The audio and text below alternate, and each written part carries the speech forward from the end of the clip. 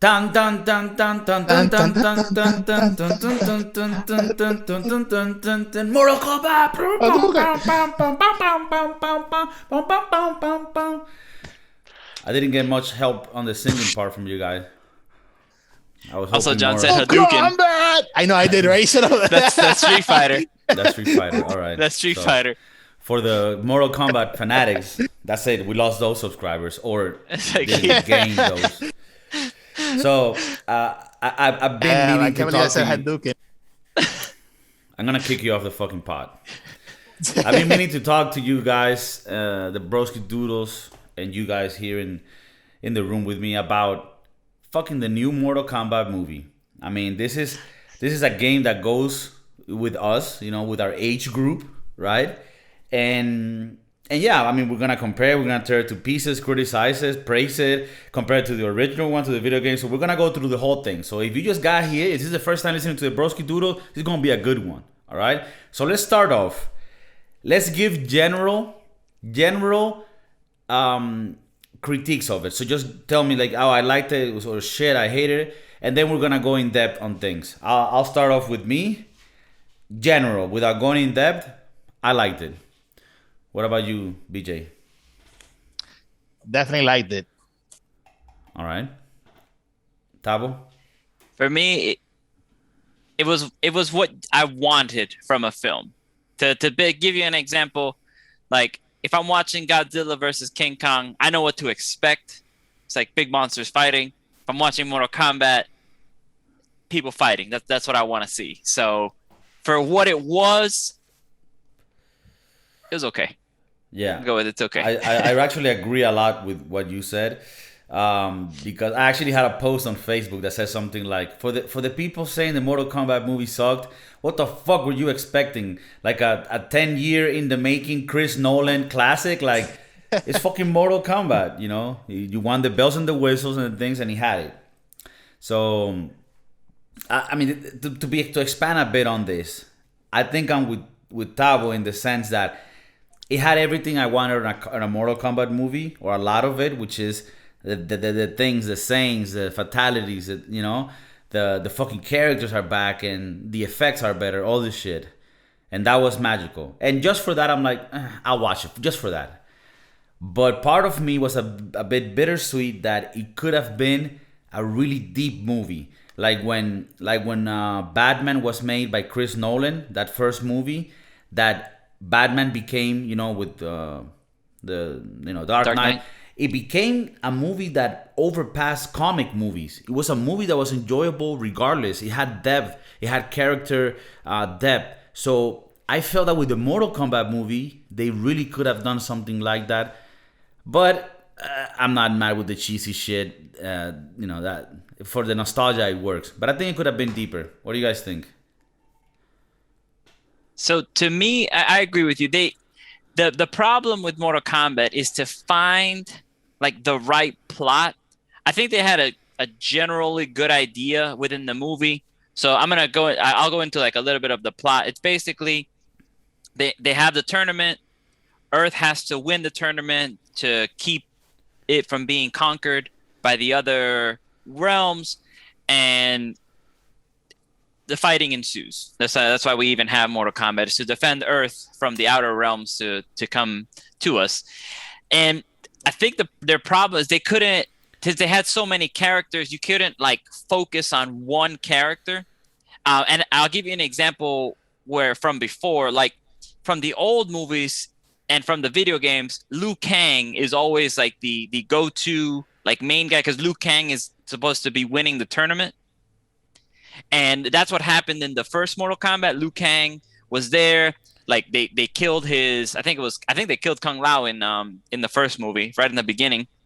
And Liu Kang had to go fight Shang Tsung for the Mortal Kombat title. And this is what he won. I think they wanted to stray from that a little bit on this movie. They went a different direction, which is okay. You can do that. It's Mortal Kombat. There's like hundreds of characters. You don't have to focus on that. So they started off really well. I guess I'll go into that piece. Like the beginning of Mortal Kombat, I think was fantastic. It was Scorpion versus Sub-Zero, and they did a twist, which I was okay with it. Scorpion was the good guy in this movie. whereas Sub-Zero was the bad guy. Every other, it's always the other way around. Sub-Zero's the good guy, Scorpion's the bad guy. This one they said other way, which totally okay with that. Without wanting for you to lose your track, I want you to keep on going with what you're saying. I think everyone can agree when you saw that intro, I thought, oh shit, this is gonna be that deep Mortal Kombat movie, because that intro fucking scene was amazing. I was like, this shit is gonna take a, because even the fact that he's throwing the thing and it's a bit more rustic, it's not the actual, it made it look even better, like it was like in the past, you know, and you can see like, oh, this is the origins of it. And man, that part, and I felt like it almost felt like when you got a video game that's being made by a badass fucking company, and then towards the end they just give it to some shitty company because they had an issue with the other one, and it just ends up the rest being fucked. Like, yo, what the fuck happened to this? But I'm not gonna talk the mad shit. Like, I like the movie, but it did seem like it veered off from then to being less deep and less of what I thought it could have been. I agree with you. So to say, yeah, so he had the rustic knife. He was using rope. So you saw how he used the rope. You saw how he threw it. So you saw the beginning of Scorpion. So it's kind of like, oh, and I get where you're coming from. You wanted to feel like, oh, this is the beginning of Scorpion. They could have gone into like more aspects of how Scorpion comes back from the dead and these sort of pieces. And he could have been the main character to drive us through the movie. But they didn't. They went to go a different direction. And actually, the movie was going well even a little bit after that. When Jax stays fighting Sub-Zero and loses his arms, you're like, oh, this is a little origin story for why he lost his arms, right? So even then, that was good for me. We're gonna get into why the fuck they put the little arms first that look like fucking Forrest Gump's legs and shit. Like, that was just fucked up. But I agree with you. You could have had Scorpio, which at the end was Scorpio and his son were the ones that drove it. But I thought you could have driven it better, and then give little origin stories on the rest, but very briefly. You know, like with Kano, you could have shown like, oh, I came from Australia. I remember and then whatever the fuck. That's why he became who he was, type shit. And Sonja was like, she was a prostitute, you know, some shit, and then she's like, fuck this, I'm gonna fuck this motherfuckers up. But okay, let's get into the critiques of this thing, because there were a lot of holes in this movie where I was like, yo, what the fuck? And let's start off with the plot itself. If the whole thing is about an agreement that the evil people and the earth have, that we're gonna do this tournament every year so that if we win, you don't come and fuck us that year, right? Like, why all of a sudden now the bad guys are breaking this deal? Like, it almost seems like, well, if that could happen, then a long time ago they would have just fucked us over. They're fucked. They have powers with humans. So to me, that broke the whole like honor code that you thought was unbreakable for this dynamics to even exist. I agree. So that is going to be a plot hole right there, because if they could have just broken all the rules and conquered Earth, then why do we even have the tournament at all? So it's one of those, like, you're thinking about it and you're like, this doesn't make sense. Yeah, there's no consequence for breaking the rules. Exactly. There's no consequence for breaking. There should be consequences for breaking the rules. Like, oh, so you broke the rules, all right, you have lost the tournament, and Earth remains untouched. Yeah. But who's the rule keeper, right? Yeah, but then I think I barely remember the first movie, except I remember as a great movie because when I saw it when I was a little kid, it was amazing. But I gotta rewatch it. I don't know if he ages well. Maybe you could tell me a bit on that. But yeah, I felt like there should have been something else that was bigger than both of them. That sort of was, you know, the one that kept the shit going. Because you're right, like, or even Raiden. If Raiden is sort of one of the ones that needs to keep shit on, like, if everything goes wrong, he comes in because he has more power. He was like a bitch on the whole movie. Like, he didn't do shit. Like, they fucking just slapped him around, their dick around his face, and he was just like, "You guys gotta go. You guys gotta leave." You know, and it's like, so that really pissed me the fuck off. That Raiden didn't do jack shit the entire thing. Like, they're breaking the rules in front of you, and they're killing your combatants. the very least you can do is protect them or save them. You know, like what the fuck. So to give a little bit more to like the plot, so Raiden is supposed to be an elder god, and there's like basic these would be the rule because there's a set of elder gods which they mention but never bring into the movie. But they're not doing their job. They're just like they're looking the other way, they're doing something else. They're not paying attention to the rules of as to what's going on. So Raiden is, which again, like if Raiden is paying attention and he's a rule keeper, then they're breaking the rules, so something should happen. So that right there, you have big flaws in the entire system. That didn't happen in the first one. Like they actually had the tournament, they fought. Like some people died, some people lived, and like the tournament was a legit tournament, and we got to a logical on the first conclusion. one, all these things made sense and weren't an issue. Like there was a rules that were being kept by the bad guys and the good guys. Right, the rules were there. There may have been like little cheating, but that's like, you know how you can like tweak some cheating here and there, but not like break the entire rules of the tournament. Like, you know, if you like stab a guy before he goes into the ring, sort of thing. Like, yeah, that's cheating. Yeah, like sabotage. Right. Like sort of like on Karate Kid, you know. Right. He hurt him in a bad way to fuck him up, but you know, but the thing still went on. No, but yeah, this is different though. I think that hole in the new movie pretty much took off the sense of the movie, and then it just became like, all right, let's have a scene where these two fight each other, and it almost looked like the one thing I did like, but it shouldn't have been brought up because of by fucking up the plot. But I did like the fact that they made it look like you're playing the video game, like in different stages. You know, you could like that. So I think that was cool, but not do it. But it just became like a thing where like, okay, the plot broke, and from now on we're just gonna put these motherfuckers to fight, and it's just gonna be like an eye candy movie, and that's it. When it could have been so much more. Like it could have had fucking depth. They could have done so much more on it. And if Raiden can just move people here and there, then why didn't he just do that before? You know, it's just big plot holes. And I agree with you. Like it was nice to see like oh, these are the fights, and we're gonna go into like some of the keywords that were said. They said a lot of really nice keywords in this movie for us fans. Like, I'm gonna save the best for last, but they had like test your might. It was a subtle. It's like this is where you test your might. It said test your might.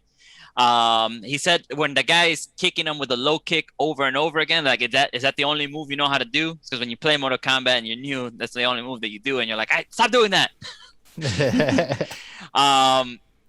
And it was cute. It was cute. Like that was like you want to see these sort of things. You want these little cuteness to it, and you can do all the cuteness if you have like a strong plot to put the cuteness in. They just are like, let's just stick it in there and we'll figure it out. They didn't plan that out. They didn't plan the fights, because if you planned, all right, the tournament started and then boom, and then everyone's like teleported because of Raiden, and you were in the spot, like, okay, now here we are. Yeah, they could have definitely tied that up and still use all of those badass scenes, but just give a little bit more of an explanation. I think, you know what? I really think that there was no reason to not have the tournament. Like, I think that little thing where they wanted to, let's make it different than the first one, you fucked it up. Like, it's a tournament that's being done a lot later than in the first movie, right? Because now you have the son of the son of the son of Scorpion, whatever, who has like this weird ass power. Which, by the way, now let's move on to the other thing, right? Oh my Why the God. fuck do they get powers like they're Power Rangers?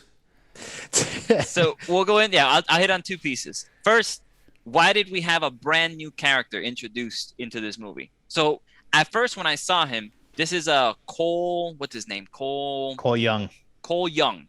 I'm thinking, I haven't played enough Mortal Kombat. I don't know the new characters like in the video games. He doesn't exist in any of the video games.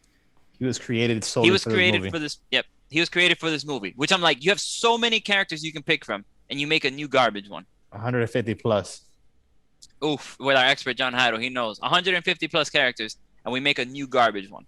So right off the bat, we're like, why do I care about this guy? He's not in my franchise. I never played him as a kid. Where's Johnny Cage? Like, Yeah. like we're all upset about this. Like, who is this cold garbage? Which we'll talk about the little advising part at the end about a second movie with Johnny Cage, but yeah, man. No, but go on. Yeah, hit on what you were hitting. Spoilers. So he says, so spoilers, right? So Oh, we should have probably pointed out from the beginning. Spoiler alert No, for no, this entire. this shit is gonna have like this is a review of this movie. All right, so If you don't get it, spoilers from the beginning. yeah, So that to me pissed me off. Like, why do we have a new character? So to explain the Arcana, this is what how they get their powers. It's called the Arcana, which is okay because in storytelling, you always want like the main hero to develop, to train, which is fine. To me, it was fine because like, okay, you have to develop your Arcana. They didn't really say how you develop your Arcana, and they called it an Arcana. We're like, what the hell is an Arcana? Because they have to find a way. Like, how do these normal humans, like they have to like this? I was okay with it because you have to like figure out how do normal humans get these superpowers, right? Were they born with it? Were this, that, the other? yeah. So, But I'll give you an answer to that, and I think me and BJ spoke to this in the green room a few days ago. Just like Jack got this, you know how he got the original shitty arms, right. and then through the Arcana he got more badass arms.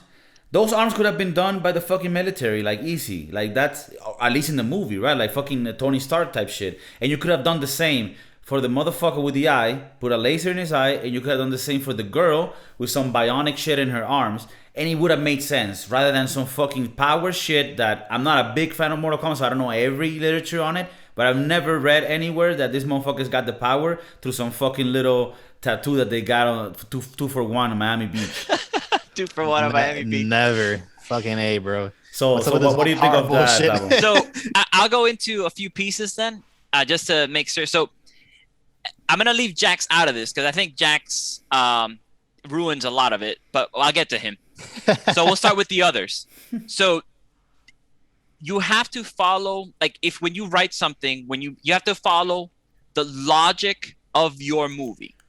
Like, if you create a realm or you create something, it has to make sense within the rules that you created. That's where I'm gonna. If these are the rules, then you have to play within those rules and you have to live there. So if the rule is if you're marked by that tattoo, you're gonna get some sort of power. All right, that's the rule. We're okay with that. Like, that's just like it's more of like a basis for the audience. Like, if you're marked with the tattoo, you're gonna get your powers. We'll leave it at that. So it goes into like, you know, Liu Kang's fire, goes into Cole's like armor with his shit, Kano's laser eye, Sonya's purple things, and everything was fine. Those 4 are fine. Who breaks the rules is Jax. That's why I'll bring him last. Jax breaks the rules. So are you telling me when he was marked from his tattoo that his Arcana was going to be crazy metal arms? So like, if he never fought Sub-Zero and had his arms broken, his Arcana would have still been for him to get crazy metal arms? Boom. Plot hole. That's my problem with the tattoo. I was okay with it. Like, if the other guys, if you have a tattoo, you get your power, great. Well, Jax but he could have. Yeah, but Jack could have said at one point, "How did my Arcana know? Oh, this is how I should be a motherfucker that does it." Like Jack telling someone like, a quick scene, like, "How did my Arcana know that I wasn't gonna have any arms?" Like, oh, because he knows who you're gonna be, who you will always be. It was some like philosophical shit, and it would explain it. I mean, if you're already telling me that the fucking tattoo, you're fine with the tattoo shit, then you should be fine. No, but the tattoo doesn't make sense because like so the entire time you were gonna have broken arms. Yeah, motherfucker. The tattoo's like, yo, you're gonna get these badass arms, but we're gonna chop them off first. Whoa, but and also, why the fuck are you fighting Sub-Zero? Like, you're out. At the moment he was just like a badass war hero. That's it. At most. I mean, because you gotta be strong. Like, I don't have a problem with him fighting Sub-Zero. He's like, oh shit. Fine. He's just I'm like just saying. All right, he shouldn't have been fighting Sub-Zero, but he didn't know he was like that level of like. Okay, you know badass. what? Following your shit, because I understand that they need to spice it up and also sort of explain how the humans have these powers. Okay, so let's say that they go with your route, with the little tattoo and shit. You could have used that to be the inside story, like, and say some shit like, when the tournament started, humans had, were wars, whatever, but they had to have been given a fair chance in the tournament. So the super gods at the top would assign certain amount of humans and give them the opportunity to excel, to be able to get the Arcana, and this way be able to, so like to be in a playing level field.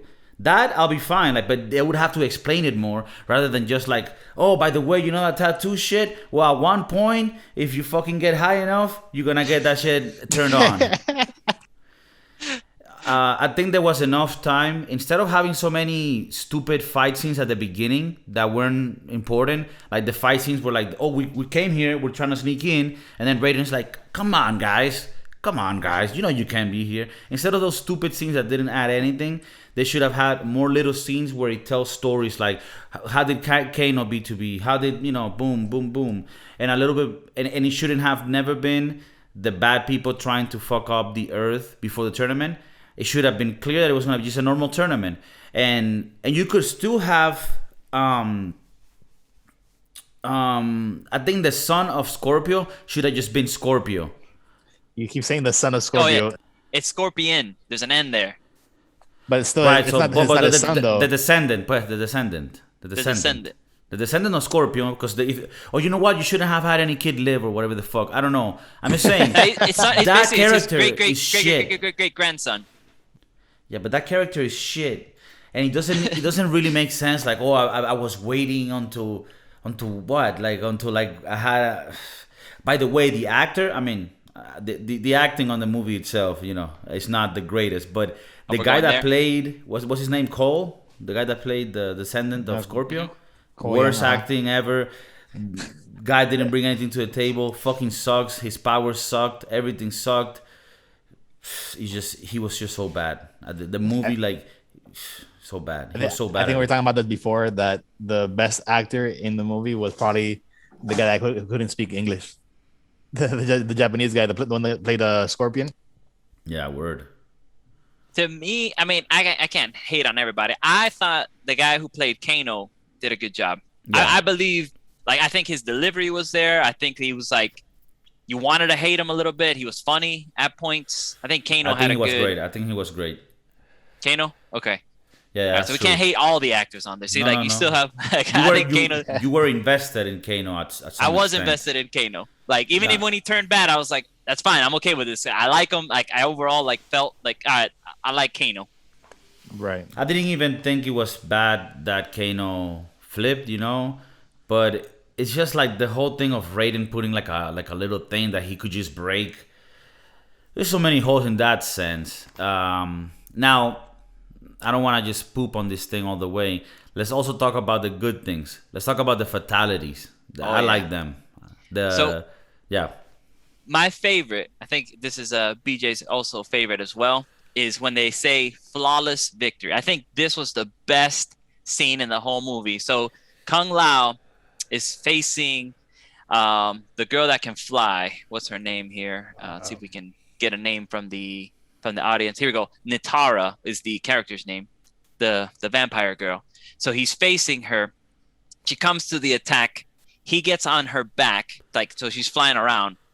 And then they're flying around, and then he throws his hat onto the ground. That hat starts spinning like a little help here, BJ. Like a sawmill. Like a sawmill, and then he drives her through the sawmill and just like splits her in half. Oof. And then he gets his hat back, puts it on, and he goes, flawless victory, hands down. Like, the movie for me was made right there. I was like, I'm okay with this. This gives it good movie. Yeah. This little piece. Yeah, the thing is the little rewards or little whatever you want to call it, or the little nuggets all around the movie justify how cheesy and dumb and at times it was. So yeah, I mean, and that was the best fatality. Just to end on the negative, I'm just saying, imagine what it could have been if on top of all that you actually had a good plot and a good, you know, like just good writing on it. But yeah, the fatalities, that one was the best one by far. Which one, BJ? Do you remember that you liked a lot? I mean, I really like the Jax one. Jax one? Walk us through it. So we got the Jax one where he's fighting against the General Reiko. And he basically That's the does guy with a hammer, right? With a hammer. The signature, you know, double fist, you know, just like like a Gallagher watermelon just blowing up guts. Yeah, that I one did, was however, fire. feel like that stage because I like the fact that they split them up into stages and stages that were like memorable in the Mortal Kombat universe of gaming, and I did like that. However, I did not like that they didn't utilize the stages to its like full extent because there was that one stage where Jax was fighting, where it had the pit like with the spikes and stuff. I would have liked to have seen somebody fall into that pit. That's You know, true. So you Would don't have been prefer a Jax to uppercut him into the pit, and then he falls into the pit, and then you see the spike go into it? or even he could do his signature punch in the face, and then when the body falls, a right. camera follows him into the pit. And then it's Yeah, yeah. And then Well, you this hear is the important for the whoopsie. people that move the dials at the top. You know, you can have advisors here. I mean, we'll go for a good price. You know? I mean, it won't be cheap. It'll be competitive though. Really competitive.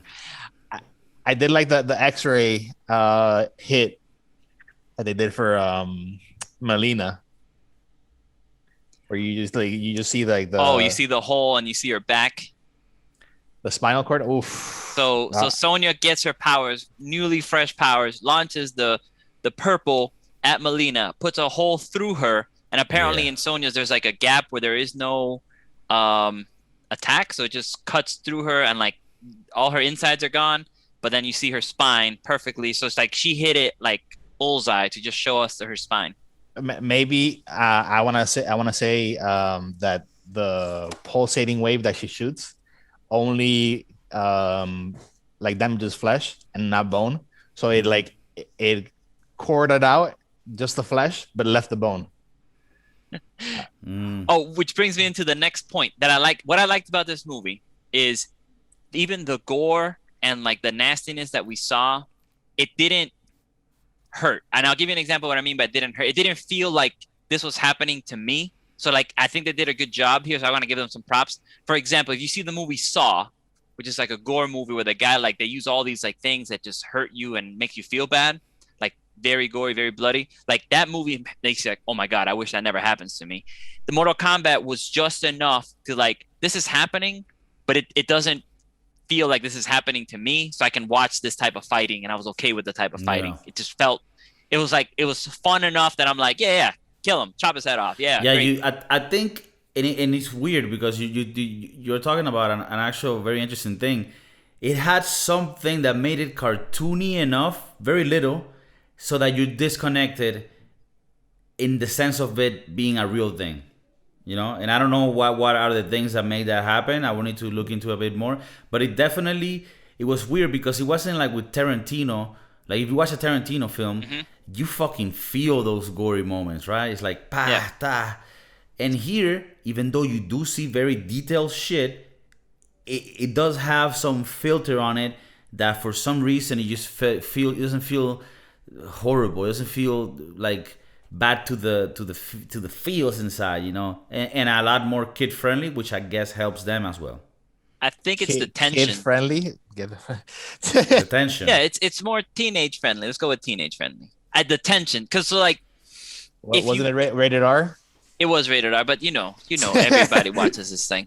But if you don't like zoom in on it and like focus and create a tension between the characters, so when you have the split, that tension is what makes you feel it.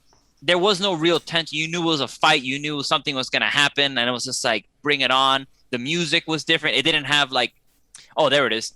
So when you watch like scary movies and like thrillers, like every time they make a move, there's like a noise that goes da-dum or something to that effect to like, oh, and you're like, wait a second, did that even actually happen? It was more of the noise in my mind that made me hurt. They didn't have that scariness, which is I was okay with. I didn't want the scariness from this movie. I wanted killing. That's true. I wanted like all the gore. I wanted the attacks. Yeah, like the sounds and music changes at all, because if instead of you seeing all this shit that's like making you tense and it's scary and the music is tudum tudum, if instead of that you got these motherfuckers that are about to fight and you hear dan dan dan dan dan dan dan dan dan dan dan dan dan and they start fighting, you're gonna look at that gory moment a lot different. Because it's gonna feel more like, oh, this is fun, this is like different, instead of it being like dum dum dum dum. It will be a lot different. Get over here. Yeah. Your soul is mine. I guess maybe the tempo was faster, so it didn't like. I don't know. It just felt good. I think they did a good job on that to like get gory and do those pieces because they didn't feel like it hurt me. It was just more fun. It's like, oh, look at that. Oh, it was more of a shock. Like, yeah, get him. Yeah, slice her in half. Yeah, all these things. It was more fun. And obviously, if at the end there was a little sneak peek that makes it look like they're gonna make a second movie with Johnny Cage, right, in Hollywood. Right. Which is great that they're gonna bring him in. Do you guys agree with me that there will be a second movie? And do you have higher hopes for the second movie in the sense of how I analyzed it? Like, you think could it be they make it even deeper, or it's just gonna be sort of the same cheesiness? But hey, it's always good to watch. For the second movie, they have work to do. If they're gonna, they really have to they can fix it. They're at the point right now where it can be fixed. Because at this point, so the people die, Shang Tsung takes them to hell or just takes them back, right? And is repairing them. So they need to do something to make it count. They can change, instead of focusing on this brand new garbage character, Cole Young, they focus on our boy Johnny Cage and make it where, all right, this is what's going on. Now we have the tournament. These are the set rules, and they basically forget the garbage they did in the first one, and they clean it up for the second one. They can.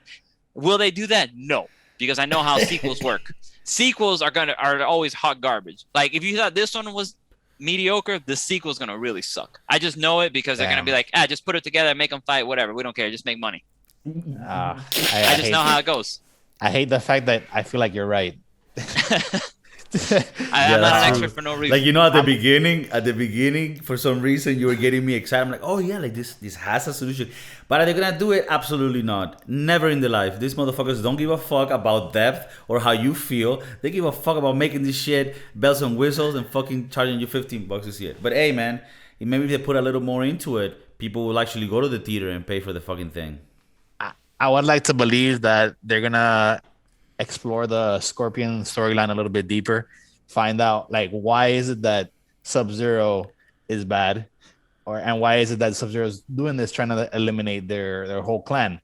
Go into that aspect. Also go into the aspect of now having to bring all these people back that are quote unquote dead, which isn't really dead, is just in a different realm, whatever that means. Finding the new champions and also doing kind of a little backstory intro to the new champions, because now they have to come up with new people and new bad people, new good people and new bad people. They have 150 characters to choose from. They just pick a few and we bring them in. I also had another topic that I wanted to bring up for Mortal Kombat, maybe gaming in general here. So in gaming, the girls are dressed more how do I put this? What's the phrase I'm looking for here, BJ? Insinuating, provocative. Oh, there we go. I like that word.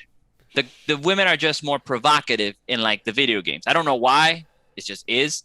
But they didn't follow that throughout the movie. It was not characterly consistent with the character. And I will bring up Melina in the example here. So we all knew that Melina had these crazy teeth, which is what they gave her, we were okay with that. But she also wore a very, I would say, loose tank top. Her tank top would go from the top and the entire middle of her chest through her belly button was visible. That's not loose. That's revealing. Oh, revealing. Oh, that's better. Yeah. Hey, we're always learning words here as well. I mean, we're not over. Speak American. We're not over those things. So we didn't get that from Melina, and I was just like, who? At first, I didn't know who the character was. But are you saying in the game it shows that? And in the game, does it show a little skin? Yeah, it shows it it wasn't, because and then same thing with Sonya was always dressed up like she was fully, because he was in combat mode, which was fine. She stayed in combat mode, but Melina was not. Melina was definitely in a provocative outfit, and same with Natara in a sense. Both of them, Natara was the vampire girl. So what happened? Did we just punk out? It's a rated R movie. Why are we not seeing the characters